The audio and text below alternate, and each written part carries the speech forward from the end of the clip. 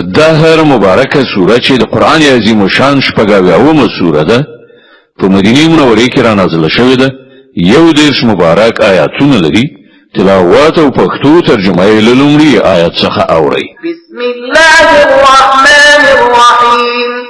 د الله په نوم چې ډیر زیات مهربان پورا رحم لرونکی دی. هل أتى على الإنسان حين من الدهر لم يكن شيئا مذكورا. آیا پر انسان باندې د بے پایه زمانه یو وخت داسې هم تیر شوی دی چې هغه کوم د یادونې وړ شی نو؟ إنا خلقنا الإنسان من نطفة أمشاج نبتليه فجعلناه سميعا بصيرا. مونږ انسان له وی ګډي شوی نطفه څخه پیدا کړ څو چې هغه وازمایو او د دې غرض لپاره مونږ هغه اوریدونکی او لیدونکی وګرځاو. إنا هديناه السبيل إما شاكرا وإما كفورا. مونږ هغه ته لار وښودله اوس په خپل د دې په ارادې پورې اړه لري چې شکر کوونکی کیږي او کفر کوونکی. إنا أعتدنا للكافرين سلاسل وأغلالا وسعيرا. د کافرانو لپاره موږ زنجیرونه توقونه او لمبه وهونکی اور تیار کړی دی. إن الأبرار يشربون من كأس كان مزاجها كافورا.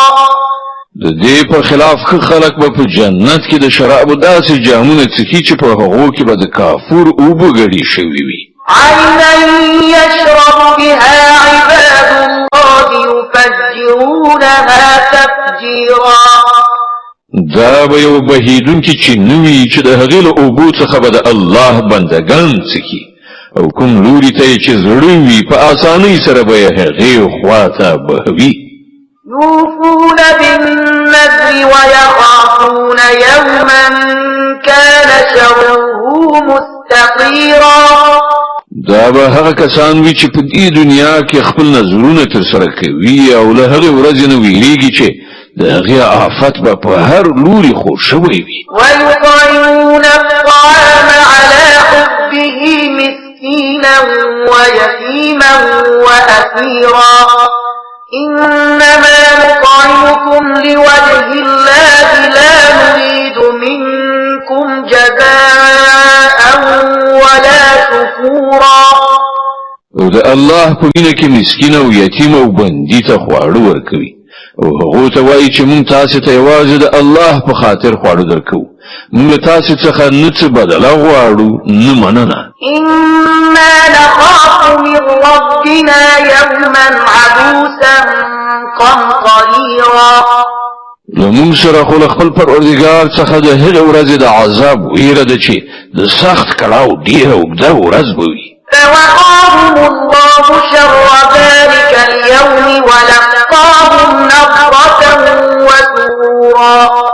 نو الله تعالی به دوی د هغې ورځې له شر څخه وژغوري او دوی ته به تر تازګي او خوشحالي ورکړي. وجزاهم بما صبروا جنة وحريرا متكئين فيها على الأرائك لا يرون فيها شمسا ولا زمهريرا. او د هغو د صبر په بدل کې به هغو ته جنت او ریښمین کالي ورکړي. هلته به هغوی پر لوړو مسندونو باندې تکیه وهلي ناست وي. نه به د لمر ګرمي په تکلیف کړي او نه سخت ساړه. ودانية عليهم ظلالها وذللت قطوفها تذليلا.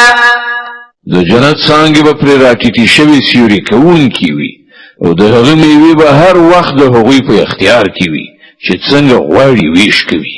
ويطاف عليهم بآنية من فضة وأكواب كانت قواريرا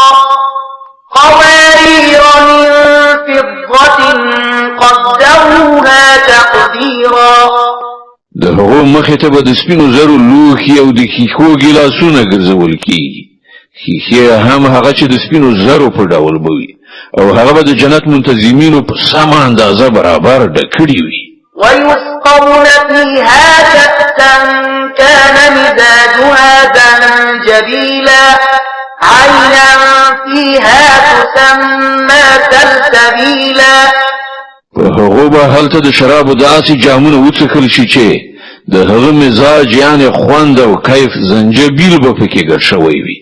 دا به د جنت یو چینی وي چې سلسبیل ورته ویل کیږي. ويطوف عليهم ولدان مخلدون إذا رأيتهم حسبتهم لؤلؤا منثورا.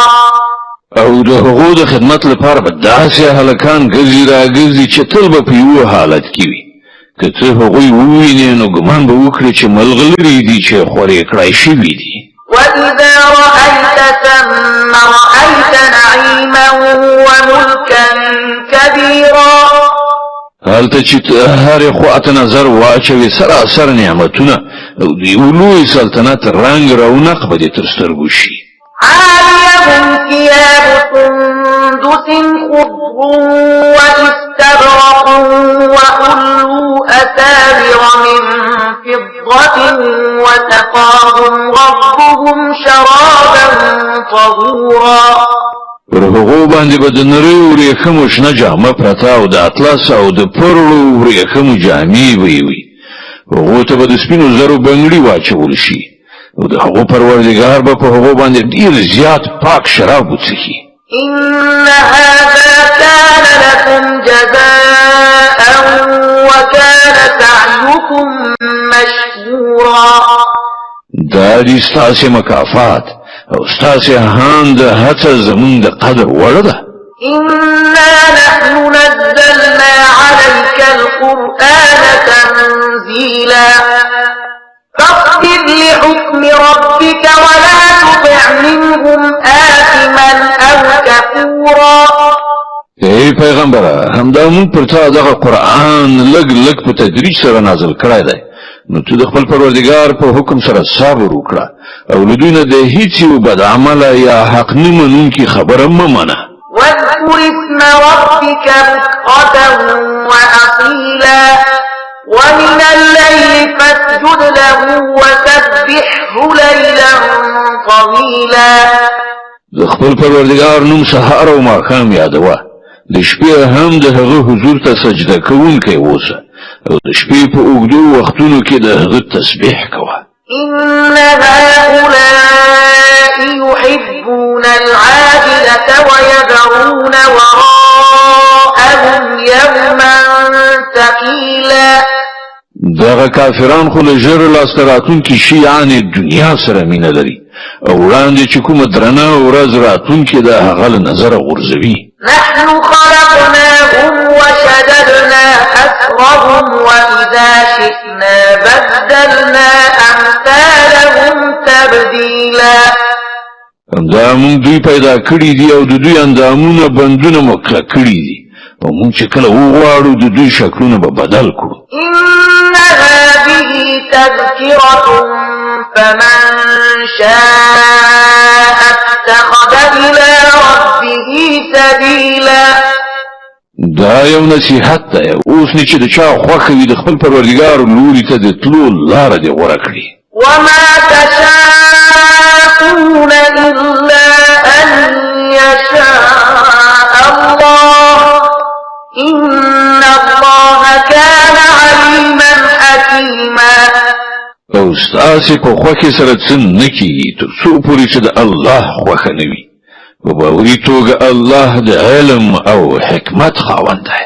يدخل من يشاء في رحمته والظالمين أعد لهم عذابا أليما. چاته چې خوښه شي په خپل رحمت کې داخلوي او د ظالمانو لپاره دردناک عذاب تیار کړی دی.